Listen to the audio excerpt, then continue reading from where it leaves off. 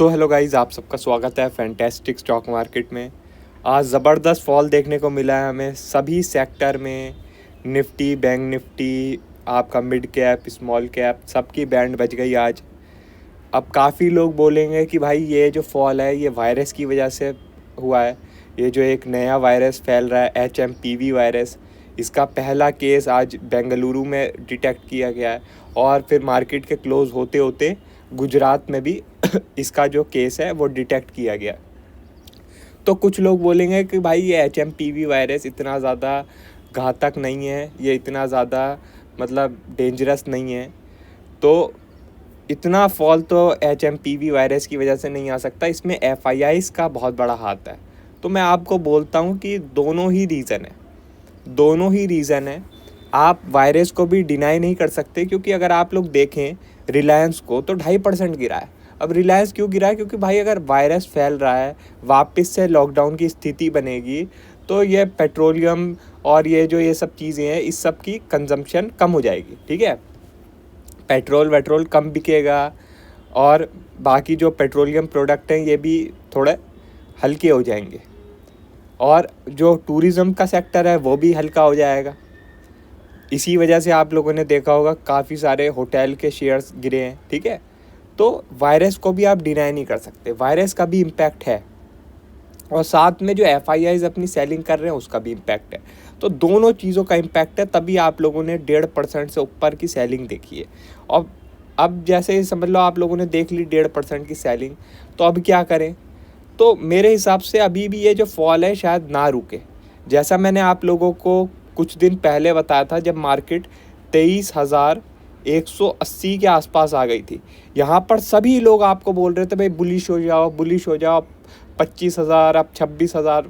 मतलब मेरे हिसाब से एक भी टेलीग्राम चैनल नहीं होगा जो आप लोगों को ये बोल रहा होगा कि भाई मार्केट यहाँ से गिर भी सकती है।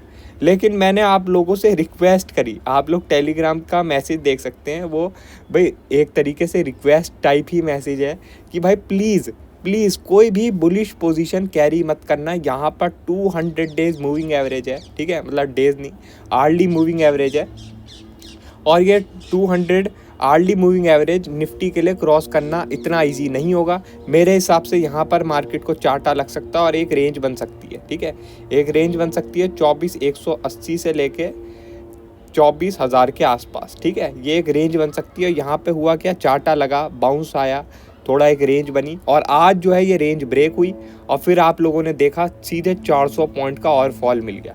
और यही चीज़ मैंने आप लोगों को पोस्ट करके भी बताई थी कि भाई अब यहाँ पे रेंज बन रही है, अब अगली ट्रेड तब बनेगी जब ये रेंज ब्रेक हो जाएगी, तो आप लोगों को और भी बढ़िया मोमेंटम मिलेगा। और फिर आज ये रेंज ब्रेक हुई और ज़बरदस्त आप लोगों को फॉल मिला। ठीक है, अब अगर आप लोग डेली टाइम फ्रेम देखेंगे,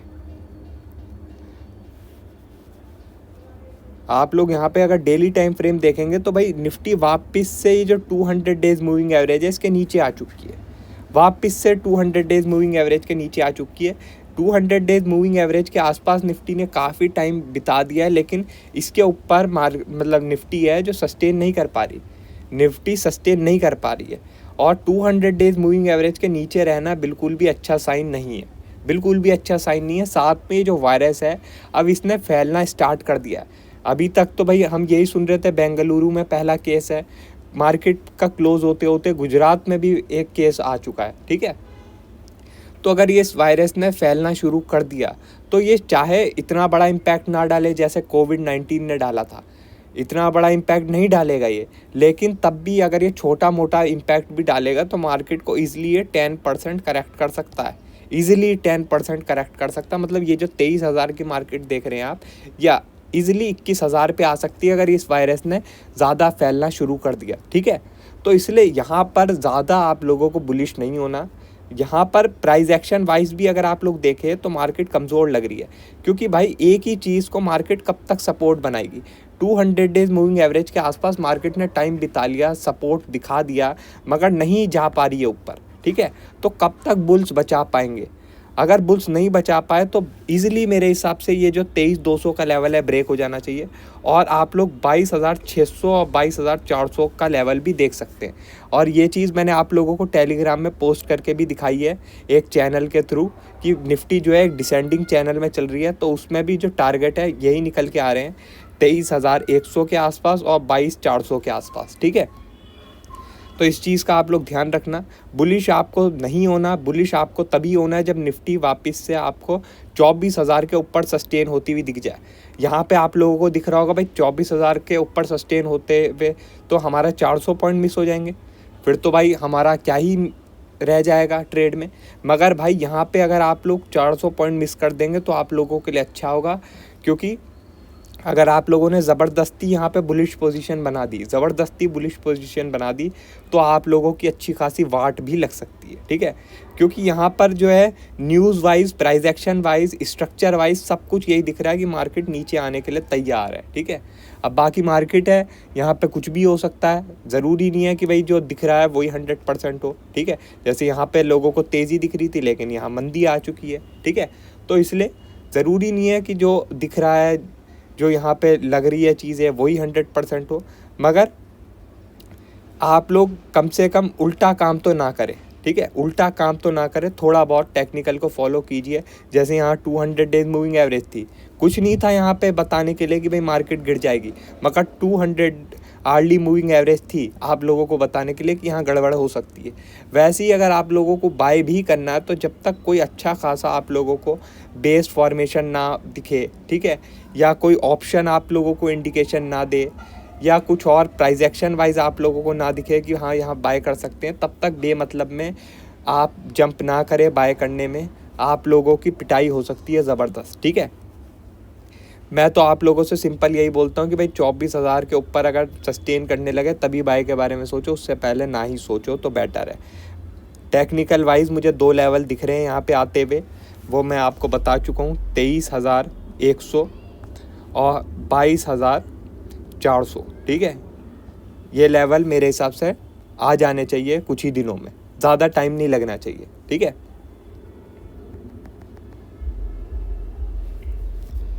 इंडिया विक्स की बात करें तो भाई 15% से आज ये शूट अप की है।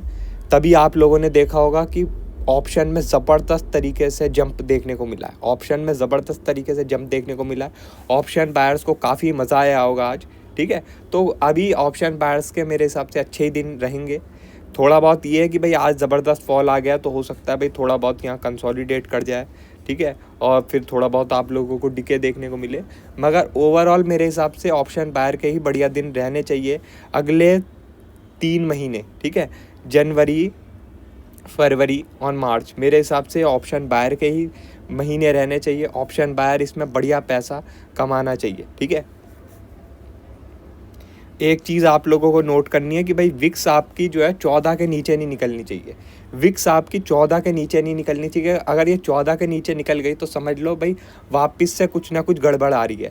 मगर जब तक ये विक्स आपकी 14 के ऊपर है ना, ऑप्शन बायर अपना मस्त रहो, आप लोगों का पैसा कमाने का यही टाइम है। ठीक है, बाकी बैंक निफ्टी की बात कर लेते हैं। भाई 1,000 पॉइंट का फॉल आया बैंक निफ्टी में, तो इसमें भी आप लोग देखें भाई बहुत टाइम से बैंक निफ्टी ये 200 डेज मूविंग एवरेज के पास सपोर्ट ले रही थी। आज बहुत ही ख़तरनाक कैंडल के साथ ब्रेक किया है। ठीक है, बहुत ख़तरनाक कैंडल के साथ ब्रेक किया है 200 डेज मूविंग एवरेज।